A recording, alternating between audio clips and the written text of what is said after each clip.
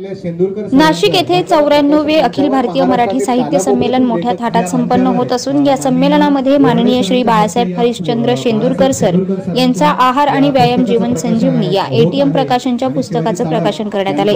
यावेळी माननीय श्री शंकर बोराडे प्रसिद्ध साहित्यक, माननीय विजयकुमार मिठे प्रसिद्ध कवी व लेखक, माननीय श्री शिवाजी चाळक, माननीय श्री सुखदेव डेवरे, माजी शिक्षक संचालक डॉक्टर श्री सतीश साळुंके, श्री दादा इथापे, श्रीमती किशोरी बावके मॅडम, श्री विलास शेंदुरकर, श्री सागर शेंदुरकर, श्री संदीप वाघोली व कवी, लेखक, साहित्यिक मित्र परिवार यांच्या उपस्थितीत प्रकाशन सोहळा नाशिक नगरीत संपन्न झालाय। तेजवार्ता प्रतिनिधी युवराज डोळे, नाशिक।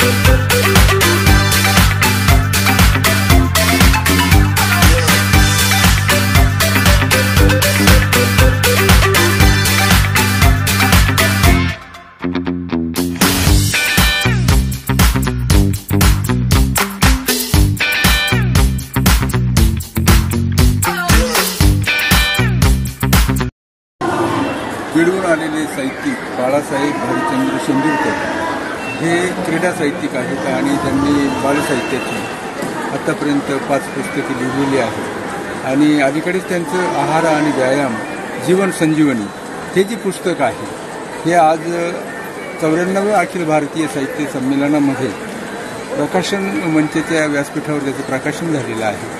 आणि हे पुस्तक जेव्हा मी वाचलं तेव्हा माझ्या काही गोष्टी अशा लक्षात आल्या की आपल्या आहारामध्ये किंवा आपण रोजच काही फळे खात असतो, परंतु आपल्याला हे माहीत नसतं की त्याचं जीवनसत्व काय आहे आणि आपल्या शरीराला काय पोषक आहे, काय आहार घेतला पाहिजे। ही गोष्ट तशी तर 40 नंतर खूप अशी गरजेची असते आणि आज माझ्यासारखं 65 वर्ष वयाच्या माणसाला तरी हे पुस्तक म्हणजे अमृततुल्य आहे।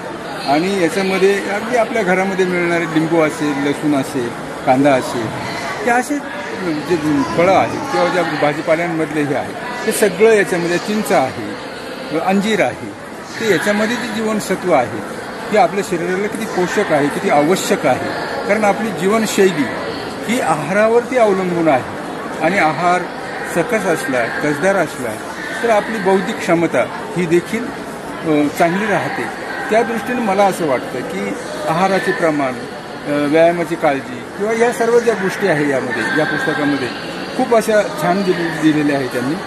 आणि प्रत्येक व्यक्तीला रोग प्रतिकारक शक्ती वाढवण्याची कशी गरज आहे त्याबद्दल सांगितलं, प्राणायामाबद्दल सांगितलं, योगाभ्यासाबद्दल सांगितलं आणि एकूण व्यायामाचे काय प्रकार आहेत या सगळ्या प्रकारांबद्दल, खाण्यापिण्याबद्दल अतिशय सुंदर असं हे पुस्तक आहे। आणि सर्वांनी ते जर घेतलं आणि ते जर वाचलं आणि त्याप्रमाणे जर अनुकरण केलं तर निश्चितपणाने सुदृढ नागरिक निर्माण होतील भविष्यामध्ये, अशी मी या निमित्ताने अपेक्षा करतो। धन्यवाद। नमस्कार। प्रभू रामचंद्राच्या पदस्पर्शाने पावन झालेल्या नाशिक नगरीमध्ये 94वे अखिल भारतीय मराठी साहित्य संमेलन या ठिकाणी पार पडत आहे। या साहित्य संमेलनामध्ये सन्माननीय श्री बाळासाहेब हरिश्चंद्र शेंदुरकर यांच्या 5व्या पुस्तकाचं प्रकाशन सोहळा नुकताच या ठिकाणी पार पडला। या पुस्तकाच्या प्रकाशनासाठी अनेक मान्यवर या ठिकाणी उपस्थित होते। आहार आणि व्यायाम जीवन संजीवनी या पुस्तकातून सन्माननीय सरांनी व्यायामाबरोबरच आहार किती महत्त्वाचा आहे हेही पटवून दिलेलं आहे आणि या पुस्तकाच्या आपण वाचन करावं। आहारामध्ये कोणकोणत्या पद्धतीचं आहार आपल्या जीवनामध्ये असला पाहिजे हे पुस्तक लहान मुलांसाठी अतिशय उपयुक्त असल्या कारणानं आपण सर्वांनी या पुस्तकाचा वाचन करावं अशी या ठिकाणी मी विनंती करतो। आणि या पुस्तकासाठी मला या ठिकाणी उपस्थित राहता आलं त्याबद्दल आपल्या सर्वांचं मी या ठिकाणी आभार व्यक्त करतो आणि थांबतो.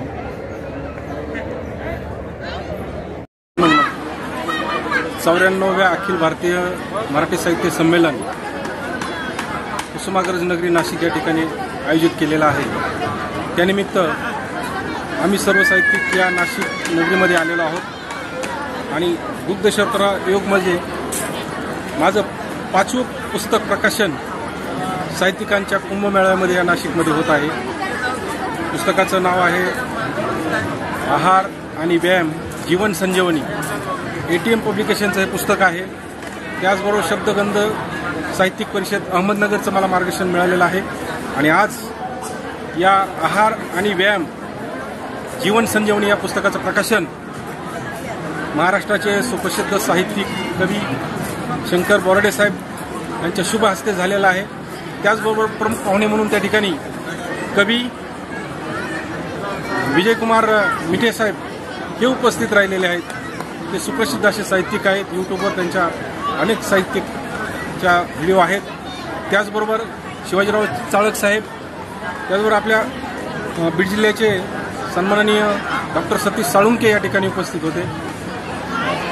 औरंगाबादचे शिक्षण विभागाचे संचालक म्हणून राहिलेले सुखदेव ढेरे साहेब त्या ठिकाणी उपस्थित होते.